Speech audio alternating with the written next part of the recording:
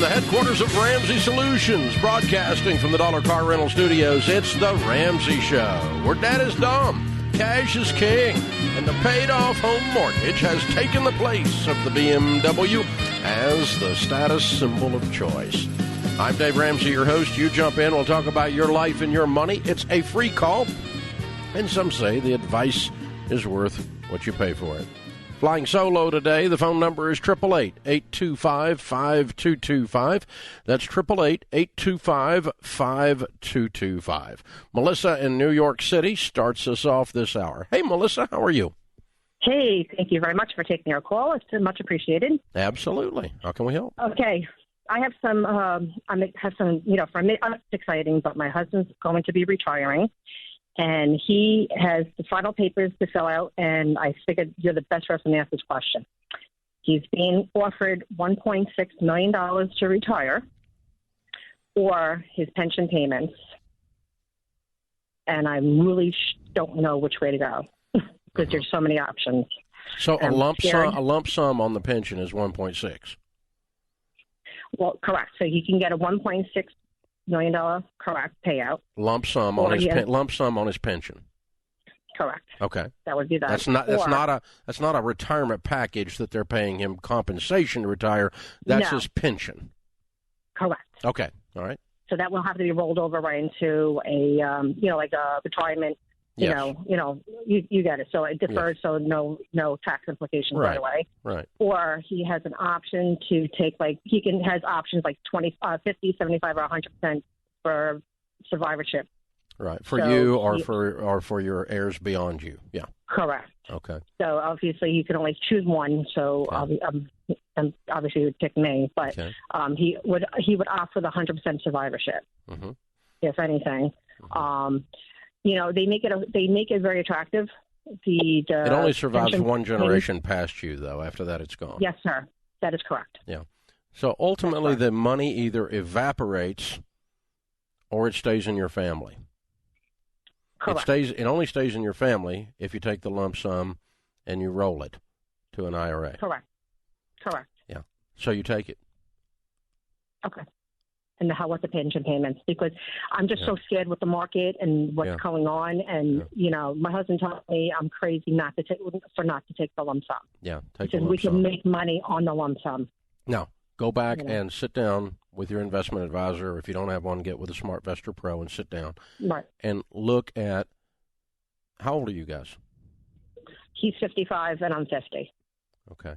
And look at the market. Look at the market for the last 40 or 50 years. Okay.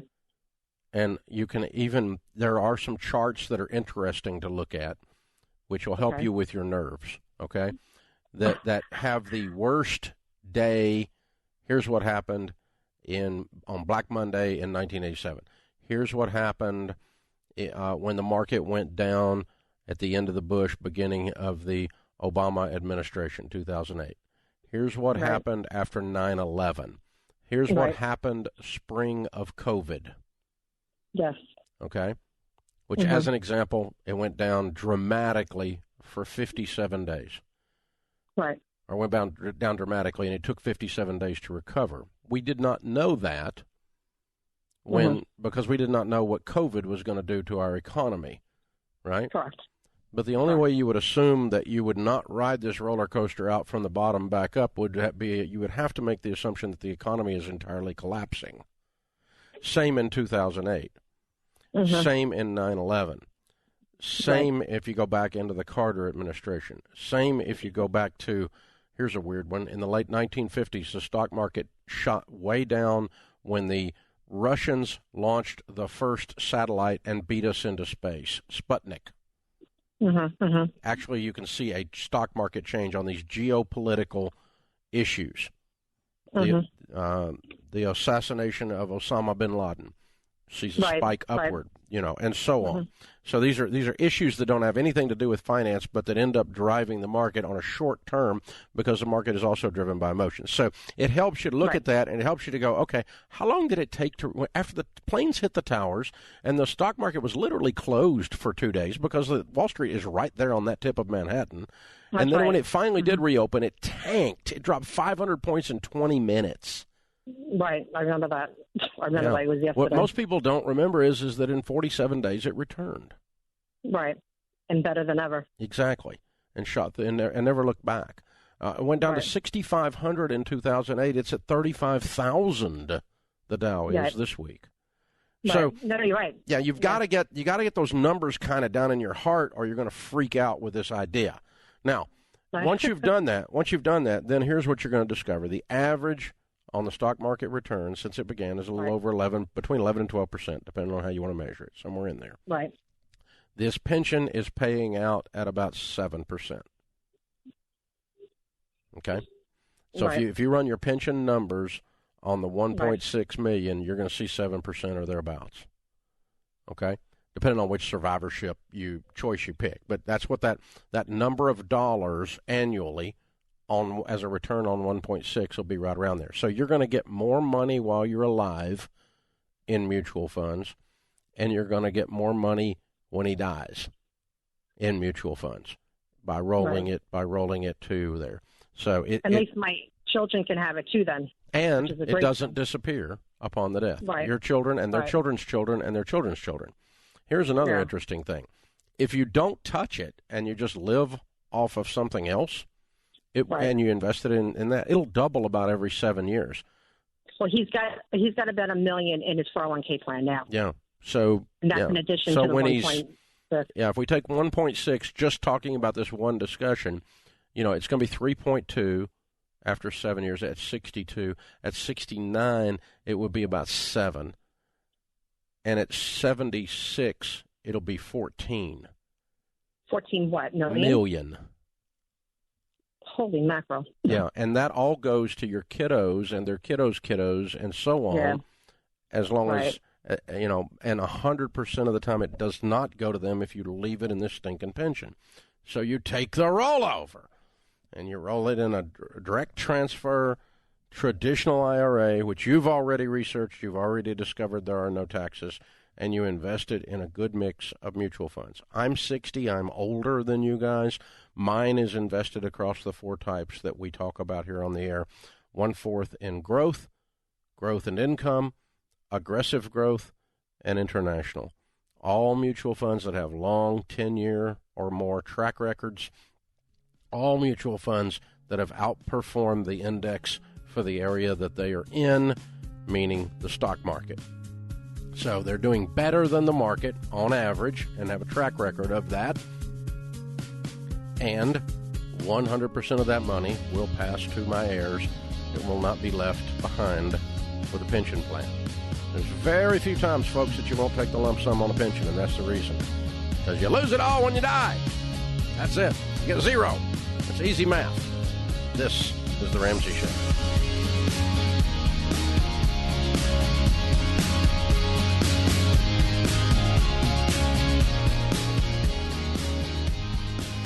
Look, I know it's easy to put off taking care of something like life insurance, but now more than ever, you have a responsibility to your family. Get it done. Term life rates have recently dropped, and it's actually easier to get coverage now, with many companies offering to skip the medical exams. If you don't have life insurance, or not enough, you need to step up, take care of this, and let the team at Zander Insurance help. Go to Zander.com or call 800-356-4282.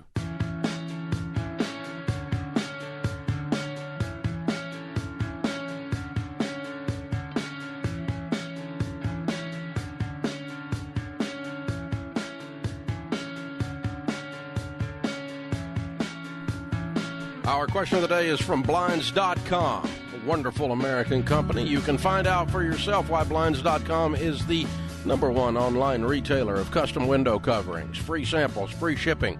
The new promos they run every month, you'll save even more. Use the promo code Ramsey to get the best possible deal. I bought blinds from these guys many times, and we've endorsed them for over a decade now. You know why? They take care of you guys. Today's question comes from Deborah in Arkansas. My 90-year-old mom recently received $300,000 from the sale of her home. She now lives in an independent living residence at a cost of $4,000 a month. She received about $1,500 a month from Social Security. She has no debt. She's cognitive, ambulatory, and in good health for her age. Someone from her bank called me to talk about investment options for the $300,000. Should she invest any of these funds or just let it sit in her bank savings account? If she should invest, then how much? Well, it's a touchy subject. If we're parking it for her peace of mind, we can park it in a savings account. It will make absolutely nothing, which is the bank's goal. And she'll make nothing, and she'll lose nothing, and she'll have that nest egg just sitting there. The likelihood of her burning through it while she's alive at her age, statistically, would be zero, because you only need a couple $1,000 a month, $24,000, and she has to live to over 100, and that's not going to, likely, statistically, not likely to happen. Do people live to over 100? Yes, they do, but that's not statistically.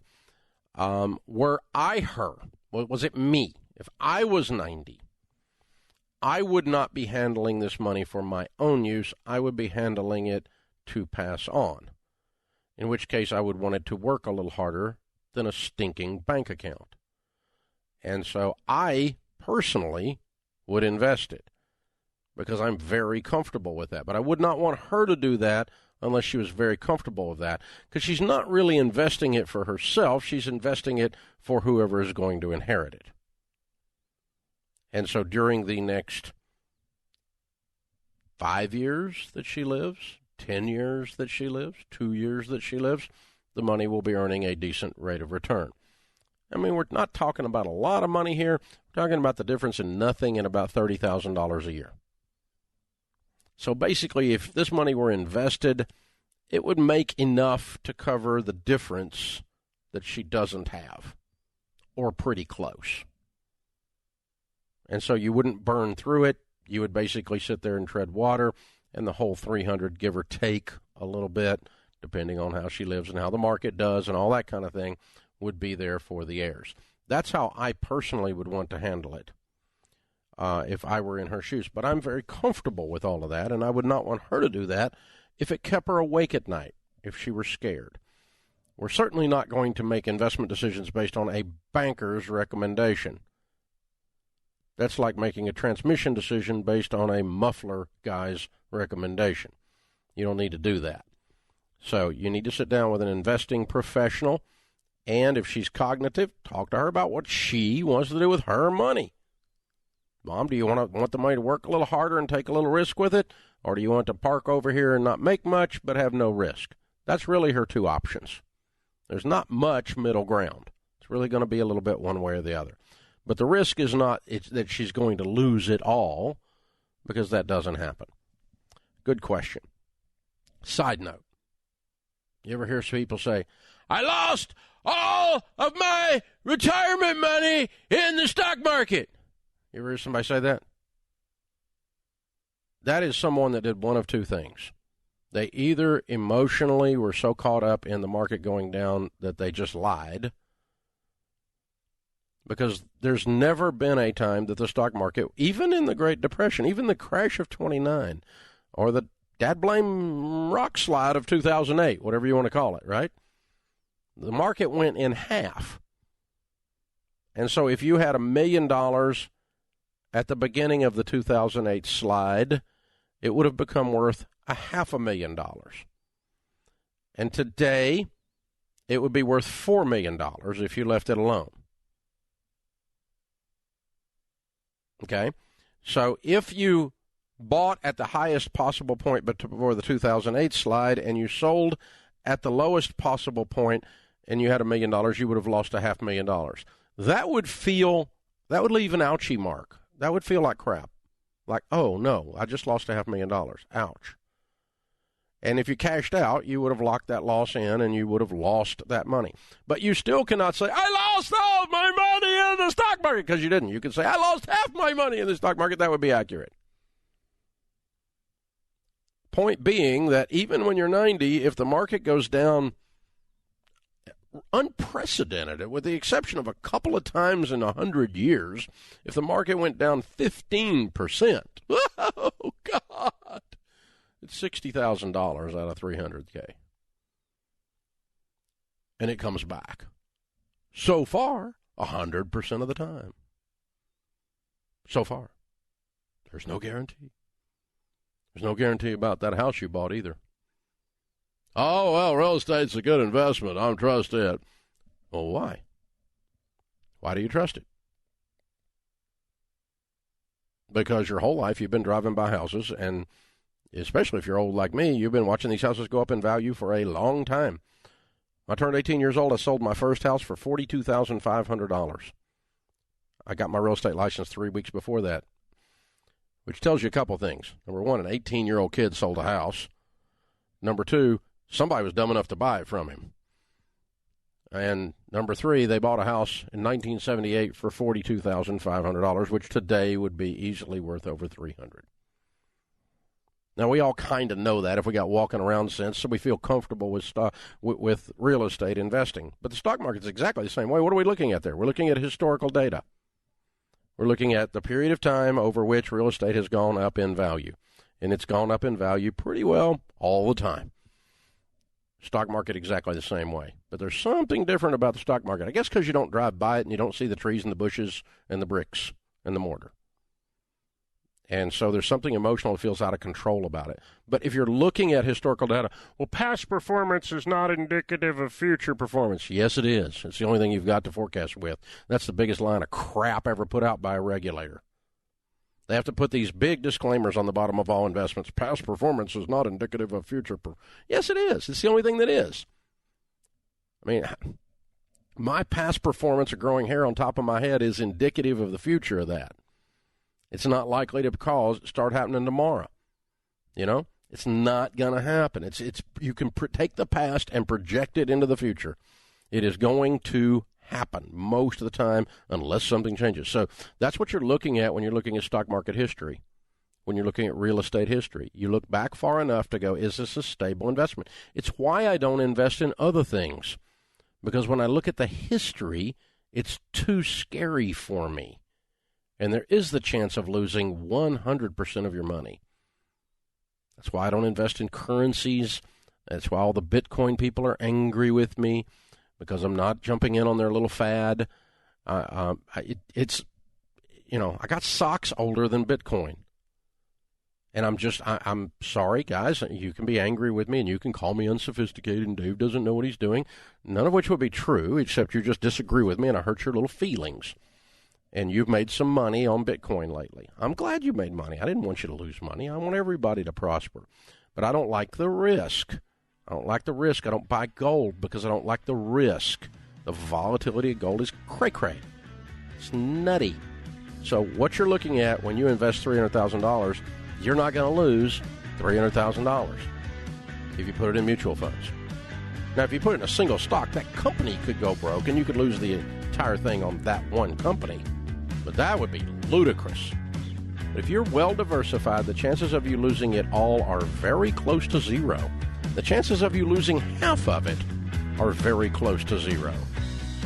So you can't go, I lost all my retirement. No, you didn't. Stop your drama queening. This is The Ramsey Show.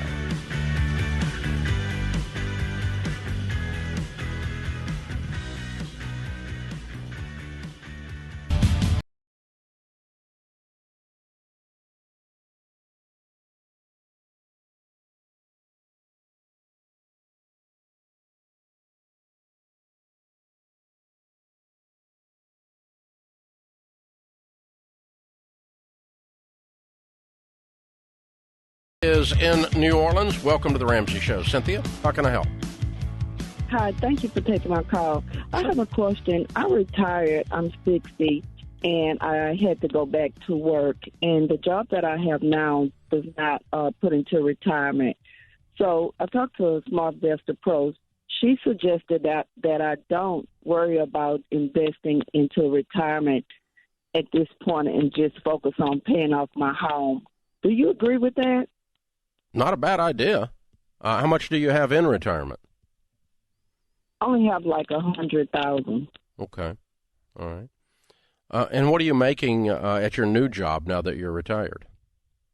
About $3,000 a month. And what is your? Do you have a retirement income already coming in from your old job or from social or anything? Yes. $2,500 a month. $2,500 a month. Okay. All right. Good. Well, how much do you owe on your home? About $220.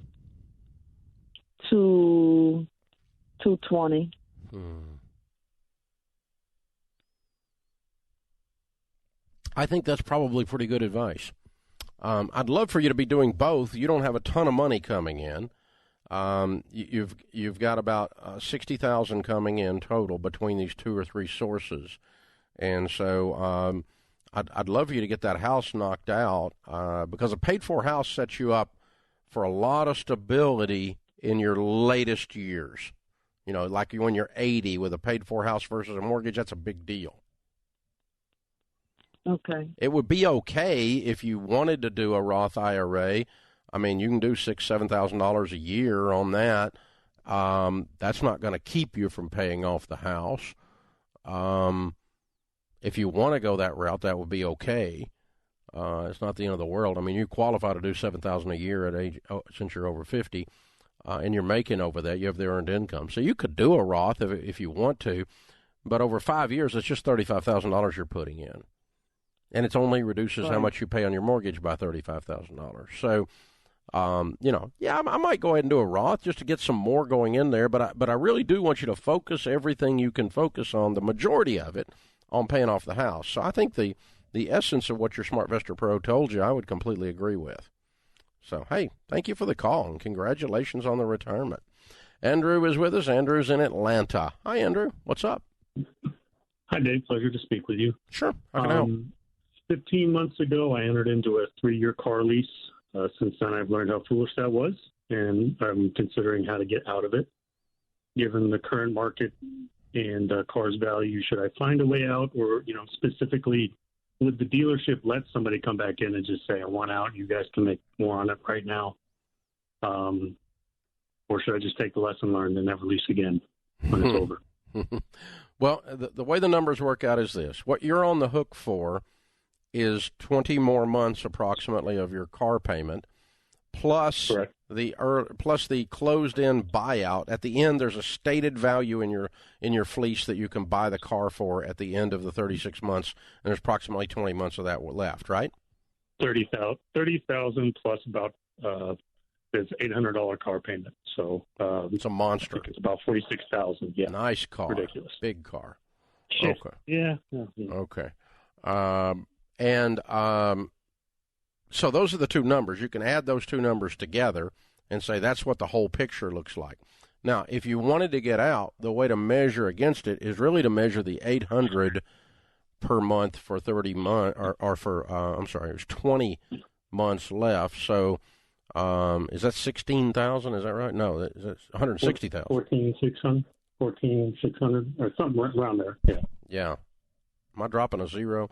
But anyway, so compare what you have, exposure that you have. Yeah, it'd be 14,000, 16,000, somewhere in there.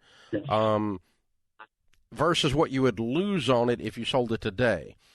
Now, the way you would calculate that is you find out what you can sell it for in this ridiculous, wonderful hot market for used cars, and you compare that to another number, and that's calling the fleece. Who have you got the fleece with?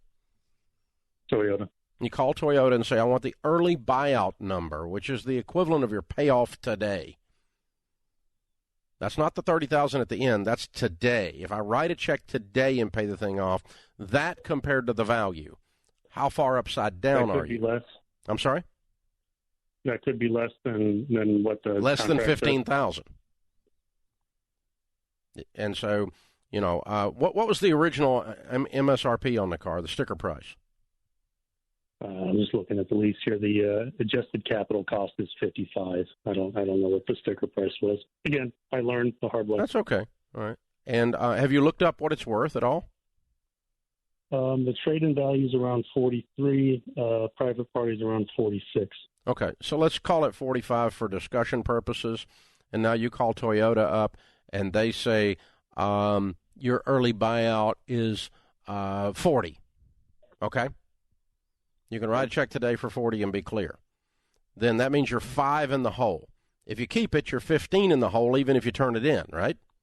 Mm-hmm. Mm-hmm. Yeah, so if you want out of it, this is probably going to be a good one to get out of. You're probably going to find you're not much in the hole right now. What kind of Toyota? It must be a truck. Yeah, it's a Tundra. Yeah, it's a beast. Okay. Double cab. Going through the specifics, would I find someone that is willing to buy it from me? And yes. Then yeah, you would sell the car to someone and write a check for the difference in that and the early buyout. And you've got to send that whole amount to Toyota, then they send you a title. Okay, so I just let Toyota know I'm selling it, and I'm, sorry, I haven't looked up any of these details. I'm just curious about how that. Yeah, well, I mean, the way you it's just like pretend you had a car loan, God forbid, with Bank of America. The title would not be held at your local branch; it'd be held out of town. Yeah. And so, if you did the same thing and you were upside down there, you have to give the whole amount of the payoff, which is the amount you put with it plus what the buyer gives you, right? So the buyer drives off with a car and a bill of sale and the keys. This is the way it always works. Then you send the full payoff to Bank of America, in this case Toyota. They send you the title. You sign it over to your buyer. It takes about 5 weeks. Okay. 4 weeks, 3 weeks, depending on how efficient Toyota is, to get the full transaction done. Now, and if you do it with a dealer, you're going to get less for it because the dealer's going to buy it at wholesale, but you're not going to have to screw with anything. They're going to take care of everything. So I'd get a dealer bid on it, see what a Toyota dealer will give you. I'd compare that to what private sale is saying on Kelley Blue Book, and then I'd get your early buyout number from Toyota. But you're going to write a check for something here. It's just not going to be as much as if you keep it. Understood. Thank you. Hey, thanks for the call, man. I appreciate you joining us. Open phones at 888-825-5225. You jump in. We'll talk about your life and your money. The car fleece is the most expensive way to operate an automobile. It is not cheaper. It's more. Because when you add up the numbers he just said, and here's the thing. The car goes in his example. MSRP sticker was $55. At the time he turns it back in 3 years later, the turn-in value is $30,000. He can buy the car for $30,000 at that time or hand them the keys, right? Now, I'll guarantee you this. Toyota's a lot of things, but stupid's not on the list. 100% of the time, that $30,000 has been very carefully calculated with Toyota Tundra statistical evidence that says that that's about what that car is going to be worth.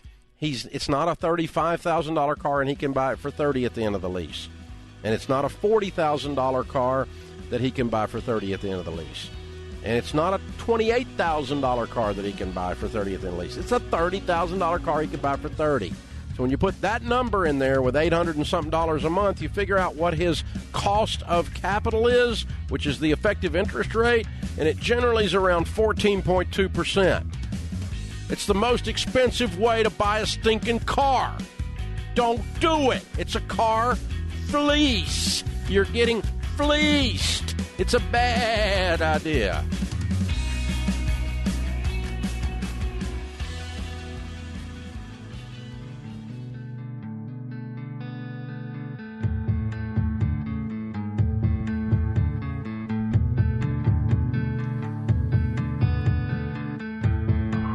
Paying off debt is smart. Saving and investing is smart. Being generous is smart.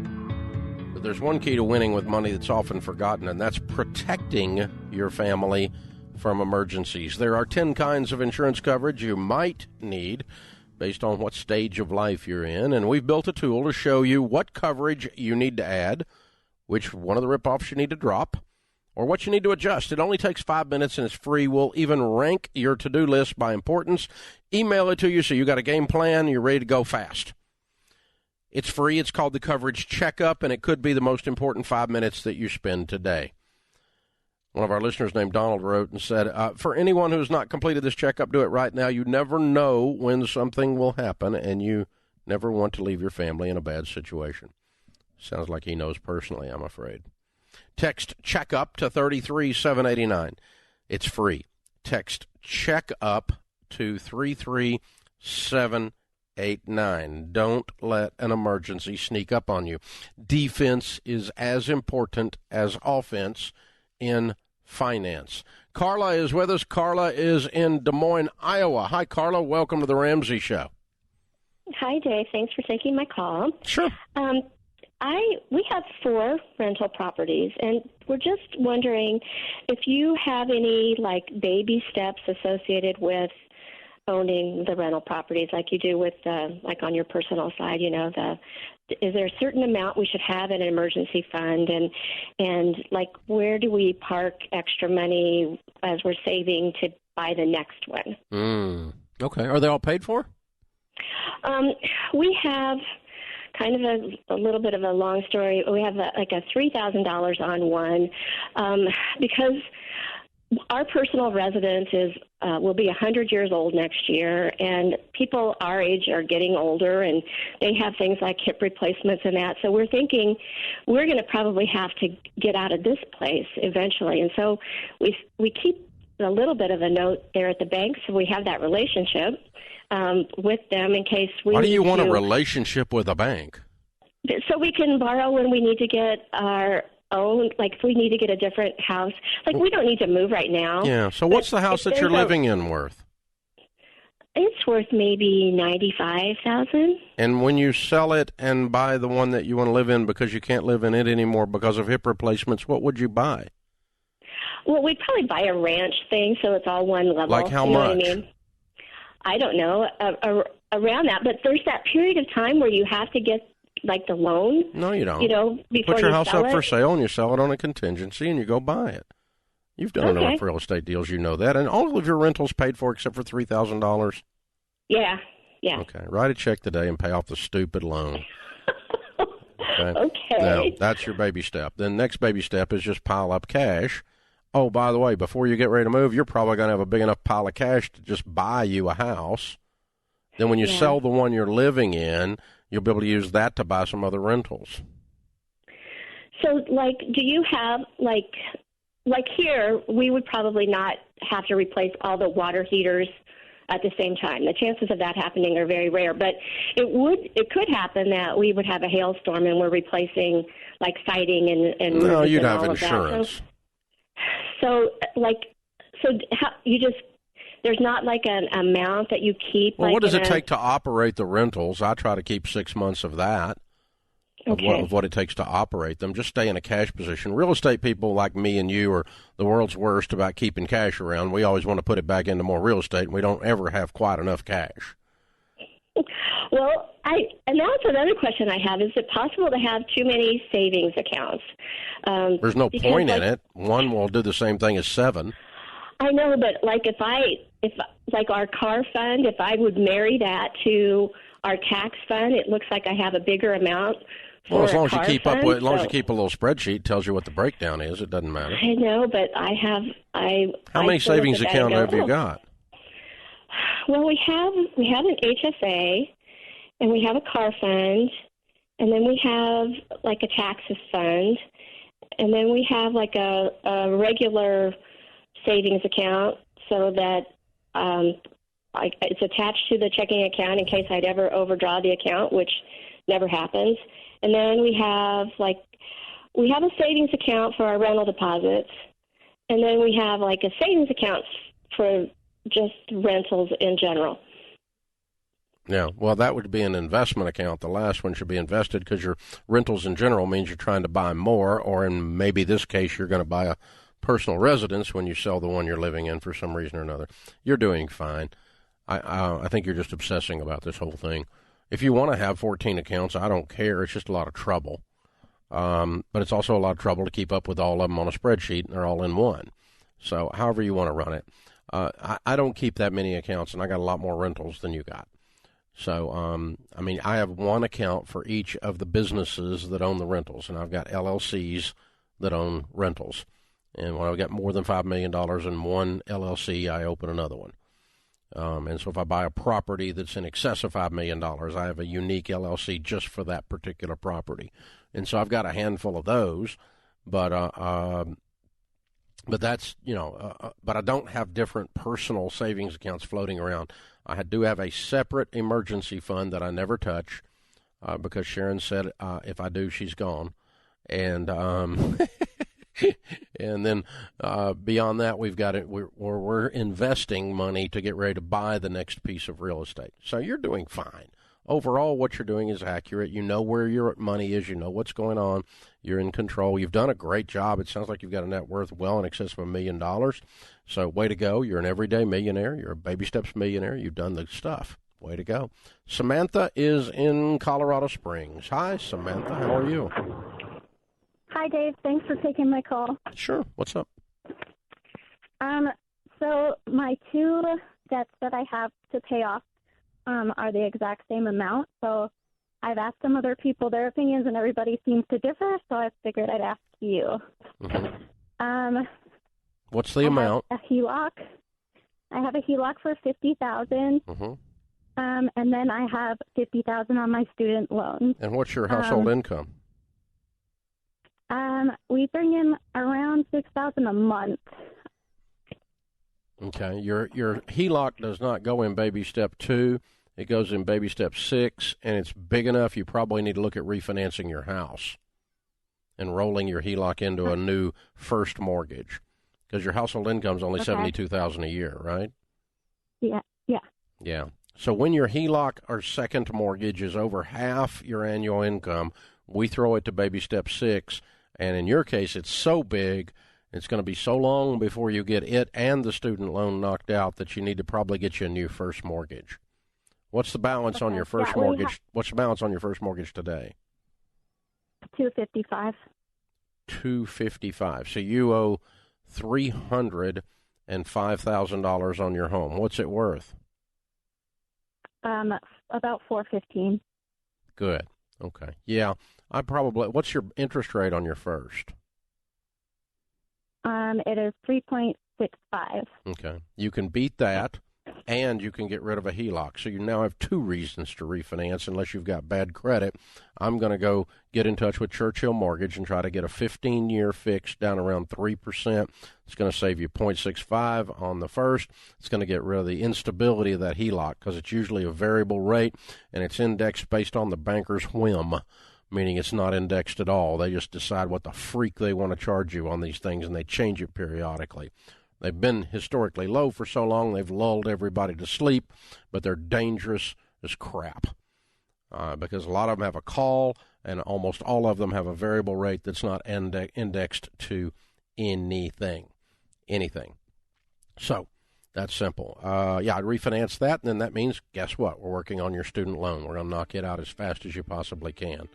And that means beans and rice and beans, extra jobs, not eating out, and you're not going on vacation until you get rid of said Sally Mae.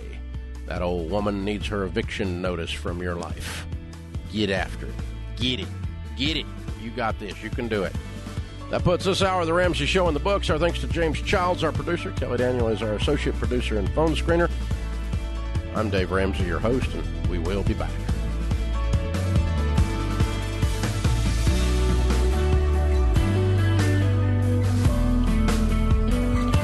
Have a friend or family member that needs a daily dose of Ramsey advice in their life? Let them know about the Ramsey Call of the Day podcast. It's a quick hit of advice about life and money in under 10 minutes. Check out the Ramsey Call of the Day podcast wherever you listen to podcasts. Money isn't the only thing we talk about around here. Get life-changing advice on your career from my good friend and career expert, Ken Coleman, on the Ken Coleman Show. According to a recent Gallup poll, nearly 70% of Americans are disengaged at work. If you dread going into work every Monday morning and you're just trying to make it to the weekend, the Ken Coleman Show is for you. Everyone has a sweet spot. Your sweet spot is at the intersection of your greatest talent and greatest passion. We will help you discover what it is you were born to do, and then we'll help you create a plan to make your dream job a reality. You matter, and you have what it takes. Join the conversation on The Ken Coleman Show. Hear more from the Ramsey Network, including The Ken Coleman Show, wherever you listen to podcasts. Hey, it's James, producer of The Ramsey Show. This episode is over, but check the episode notes for links to products and services you heard about during this episode. Thanks for listening.